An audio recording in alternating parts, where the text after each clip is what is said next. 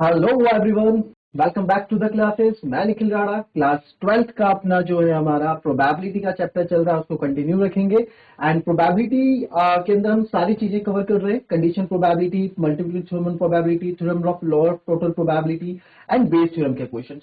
तो क्वेश्चंस हम करते आ रहे हैं, आपको हर एक चीज का बेसिक कॉन्सेप्ट भी यहाँ पे बताते आ रहे हैं।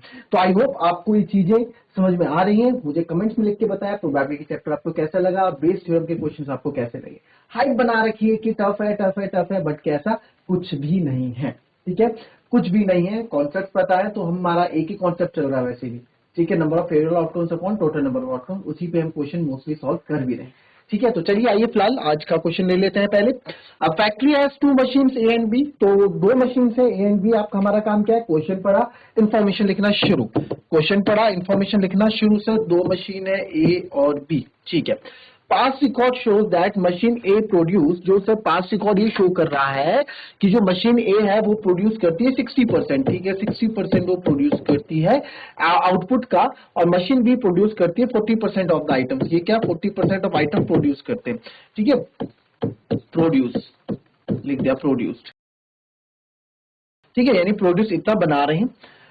Further 2% of the item produce by machine A and 1% produce by machine B वो डिफेक्टिव। यानी कि जितना ये मशीन ए जो सामान बना रही है उसमें से 2% क्या निकल जाता है? डिफेक्टिव निकल जाता है। तो 2% से डिफेक्टिव है। ओके, 2% डिफेक्टिव है, और इसका 1% डिफेक्टिव है, इसका 1% डिफेक्टिव है। ठीक है,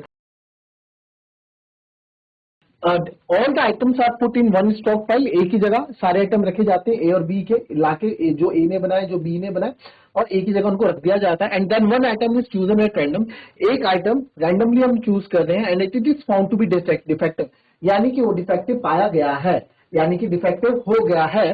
तो व्हाट इज द प्रोबेबिलिटी? आ जाते हैं, व्हाट इज द प्रोबेबिलिटी? क्या प्रोबेबिलिटी है कि जो that it was produced by machine B, that it was produced by machine B, what it मतलब what produce by machine B, कि वो डिफेक्टिव आइटम जो हमें मिला, यानी ऑलरेडी सर डिफेक्टिव आइटम हमको मिल चुका है ना, ऑलरेडी एग्जिस्ट, डिफेक्टिव आइटम मिल चुका है। It was produced by machine B, वो सर मशीन बी ने प्रोड्यूस किया होगा, ये आपको यहाँ पे बताना है।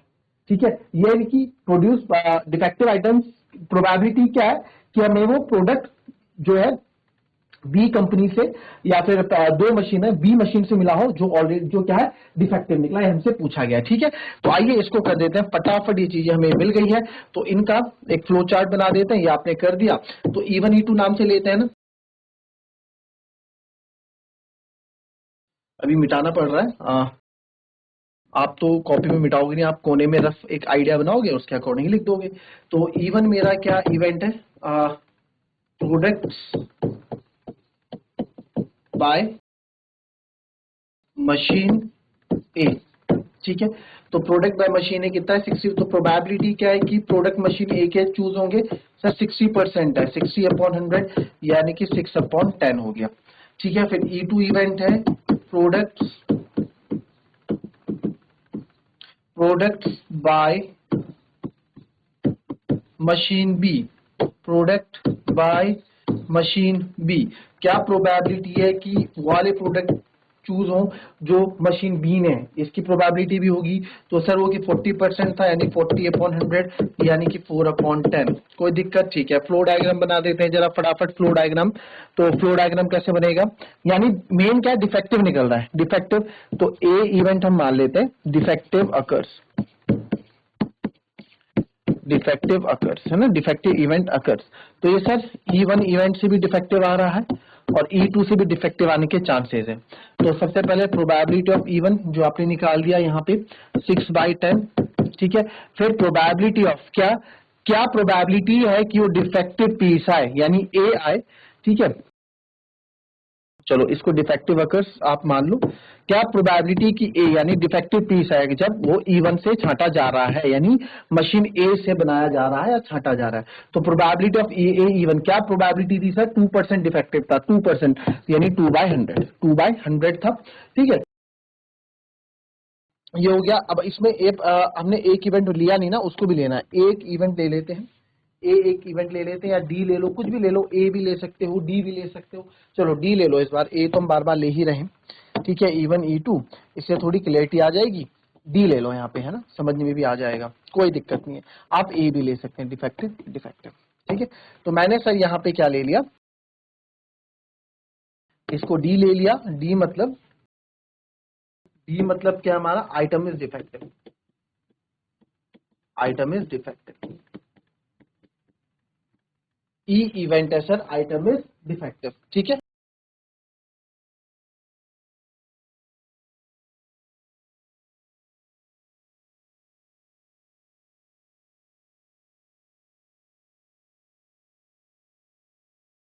चलो आ जाते हैं। तो हम क्या कर रहे थे, हमने इसको मान लिया डी, कितनी दिक्कत है यार, ए डी कुछ भी मान लो अब, D item is defective, item is defective. Item क्या लिया जी हमारा, डिफेक्टिव है, ठीक है, आइटम इज डिफेक्टिव। तो प्रोबेबिलिटी ऑफ डी और इवन ही हो गया आपका। आप चाहे तो यहां भी इसको लिख लेंगे अगर आप फिगर, तो प्रोबेबिलिटी ऑफ आइटम डिफेक्टिव है जब when it is produced by machine A, उसके 2% सर, 2/100, ठीक है। Probability of defective when it is produced by machine B, वो है सर 1% चांस, 1/100, ठीक है। ये आपने लिख दिया। तो ये फ्लो चार्ट में आप यहाँ लिख देंगे। इससे क्या होता है ना, इससे अपने को इजी हो जाती है चीजें। 4/10 था और probability of D over E2 कितना था आपका, 1/10 था, 1/100 था, सॉरी, ठीक है। अब हमें जो निकालना है, हमें क्या निकालना है, हमें निकालना है कि हमें तो ये पता लग चुका है, ठीक है, हमें जो निकालना है उस पर बात करते हैं। सर हमें तो ये पता लग चुका है कि प्रोबेबिलिटी किसकी निकालनी है, यहाँ पे यहीं पे दूसरे पेन से कर लेते हैं, इससे कर लेते हैं। तो हमें निकालना है प्रोबेबिलिटी ऑफ, क्या निकालना है, हमें जो निकालना है, क्या निकालना है, पहले तो ऊपर लिख लेता हूं जो मुझे निकालना है। हमें निकालना है probability of all the items are put in stock pile, then one item is chosen at random, एक आइटम चूज किया गया, it is found to be defective, it is found to be defective, यानी कि वो defective है, यानी कि वो डिफेक्टिव है, ये हमें पता लग गया। और क्या प्रोबेबिलिटी है, it was produce by machine B यानी E2, ये आपको निकालना है कि वो मशीन बी से प्रोड्यूस हुआ होगा। जो हमें चीज निकालनी होती है उसे हम ऊपर रखते हैं, ठीक है। तो probability of E2 over D आपको निकालना है, probability of E2 over D आपको, तो number of failure outcomes upon total number of outcome. तो सबसे पहले प्रोबेबिलिटी ऑफ E2, भाई प्रोबेबिलिटी ऑफ E2 क्या रहेगी, वो E2 छांटने की प्रोबेबिलिटी क्या है, probability D over E2 upon total numbers of outcome. तो ये सेम आ जाएगा, probability of E2 plus probability of E1 multiply by probability of D over E1, ठीक है। फटाफट इसको कैलकुलेट कर देते हैं। प्रोबेबिलिटी ऑफ E2 कितनी थी हमारे पास, आप जो निकाले, प्रोबेबिलिटी ऑफ E2 4/10 था, आप देख सकते हैं। प्रोबेबिलिटी ऑफ E2 4/10 और 1/100 इंटू 1/100 अपॉन, ये सेम आ जाएगा 4/10 टू 1/100 प्लस वो था आपका 6/10 इंटू 2/100, है ना, ये हमने किया। तो यहाँ पे आप जब इसको सॉल्व करोगे आएगा 4/1000, मेन डिवीजन 4 ये भी 1000 है, कोई दिक्कत नहीं है, दोनों का डिनोमिनेटर सेम है। तो 4 और 6 दूनी 12, 12 और 4 16, 16/1000, ठीक है। मैंने थोड़ा डायरेक्टली यहाँ पे सॉल्व कर दिया, तो 1000 से 1000 कर दिया, 4 1 जा 4, 4 4 जा 16, तो ये ऊपर आ जाएगा। तो प्रोबेबिलिटी क्या आ जाएगी इसकी प्रोबेबिलिटी आएगी 1/4। प्रोबेबिलिटी ऑफ डिफेक्टिव आइटम है बट वो E2 से निकला हो, उसकी प्रोबेबिलिटी 1/4 क्या है, 1/4 इसका आंसर आपका हो जाएगा।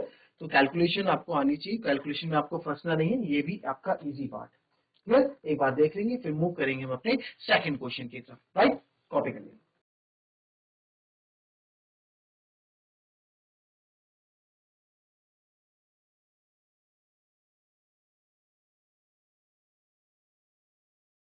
चलिए नेक्स्ट क्वेश्चन देखते हैं।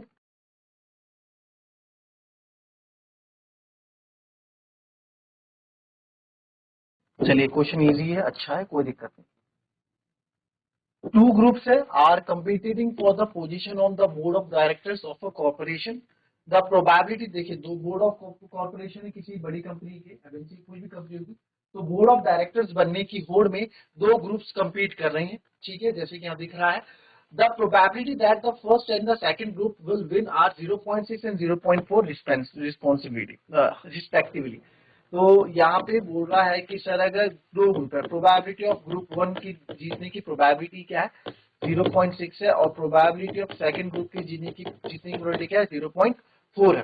Further if the first group wins, अगर पहला ग्रुप जीतता है, probability of introducing a new product is 0.7, कि भाई नया प्रोडक्ट लाने की प्रोबेबिलिटी 0.7 है, and the corresponding probability 0.3 if the second group wins.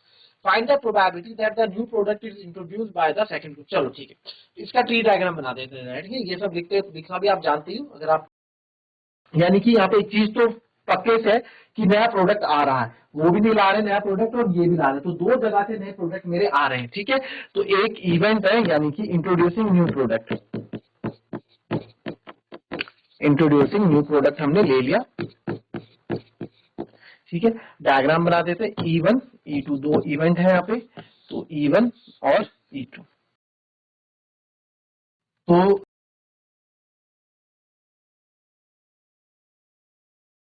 तो यहां से फटाफट आप देख ली, E1 हमारा इवेंट है। If even let E1 be the event, first group wins, first group wins. तो पहले ग्रुप की जीतने की जो प्रोबेबिलिटी हो, क्या प्रोबेबिलिटी ऑफ E1 कितना दे रखा है आपको 0.6 दे रखा है ना, 0.6 दे रखा है। एंड E2 आपके पास प्रोबेबिलिटी है सेकंड ग्रुप विंस, इसकी प्रोबेबिलिटी क्या है, प्रोबेबिलिटी ऑफ E2 क्या है 0.4 है, आई थिंक यस 0.4 है। और एक इवेंट हमने मान लिया है क्या, इंट्रोड्यूसिंग न्यू प्रोडक्ट, या न्यू प्रोडक्ट इज इंट्रोड्यूस, एक इवेंट है A B the event when new product is introduce,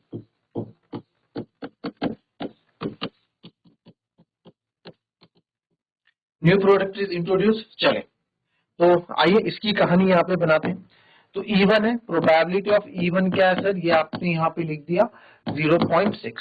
नया प्रोडक्ट बना रहा है, यानी कि व्हाट इज प्रोबेबिलिटी, जो जो हमें चाहिए, क्या प्रोबेबिलिटी को नया प्रोडक्ट बनाएंगे तो ऊपर आएगा probability of introduce new product when first group. E1 क्या इवेंट है, व्हेन फर्स्ट ग्रुप विन, जब पहला ग्रुप जीत जाएगा तो नए प्रोडक्ट जो बनाएगा उसकी क्या प्रोबेबिलिटी, न्यू प्रोडक्ट लॉन्च करने की प्रोबेबिलिटी क्या है इसकी 0.7 है, ठीक है। तो आइए इस पे आते हैं। सर ये आपका प्रोबेबिलिटी ऑफ E2, ये आपको यहाँ देखिए 0.4, एंड क्या प्रोबेबिलिटी है कि नया प्रोडक्ट लॉन्च होगा, नया लॉन्च होने की प्रोबेबिलिटी क्या है, जब E2 होगा, E2 होगा मतलब जब दूसरा ग्रुप जीतेगा, तो उसके क्या है, वो 0.3 है सर, वो 0.3 है सर, क्लियर है, कोई दिक्कत, सब चीजें मेरे यहाँ पे मेरे पास मौजूद है, ठीक है। तो ए इवेंट आपके पास हो गया, आप चाहे तो यहां भी लिख सकते हैं probability of A over E1 जो कि है 0.7, और ये है probability of A over E2 जो कि है आपकी 0.3, राइट, ये है 0.3, कोई दिक्कत इसमें, ठीक है। अ न्यू प्रोडक्ट इज इंट्रोड्यूस, नया प्रोडक्ट आपका क्या हो रहा है, इंट्रोड्यूस हो रहा है।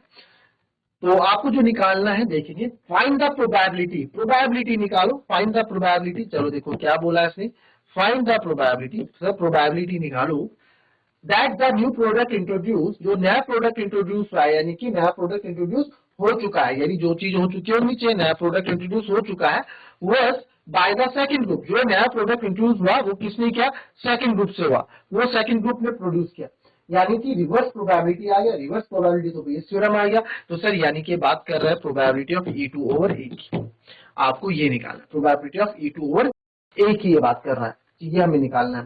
तो ये निकालना है, ये आप सीख गए निकालना, तो आइए फटाफट इसमें भी काम कर देते हैं। फॉर्मूला तो हम बनाना जानते हैं, probability of E2 number of favourable outcomes, तो प्रोबेबिलिटी ऑफ E2 आने की प्रोबेबिलिटी क्या, upon probability of A over E2 upon number of favorable outcomes upon total number of outcomes, probability of E1 upon probability of A over E1 plus probability of E2 into probability of A over E2।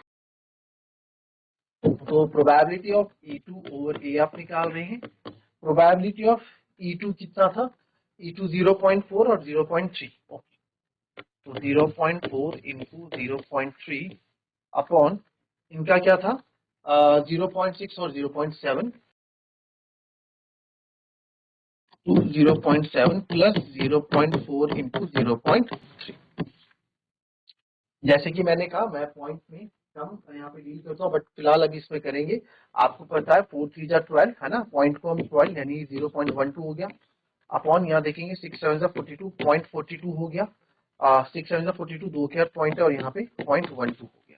ठीक है, तो इसको आप further solve करेंगे तो ये हो जाएगा 0.12 अपॉन 2 2 4 और 1 5 0.54। यहाँ मैंने क्या किया, यहाँ पे मैंने पॉइंट हटा के जीरो इसलिए नहीं किया जैसे कि मैं कैलकुलेशन में करता हूँ, क्योंकि पॉइंट पे मैं ज्यादा कैलकुलेशन करता नहीं।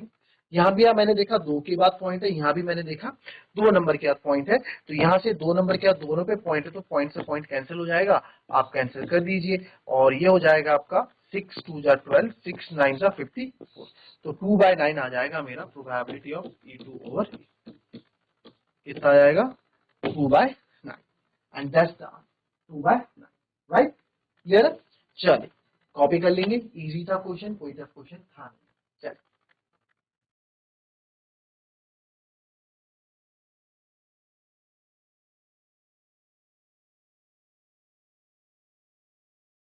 चलिए, तो एक क्वेश्चन और आपको यहाँ पे मैं दिखा पढ़ा देता हूं और मैं चाहूंगा एक क्वेश्चन आप करके लाएंगे। ठीक है, क्वेश्चन देख लेते, क्वेश्चन क्या है।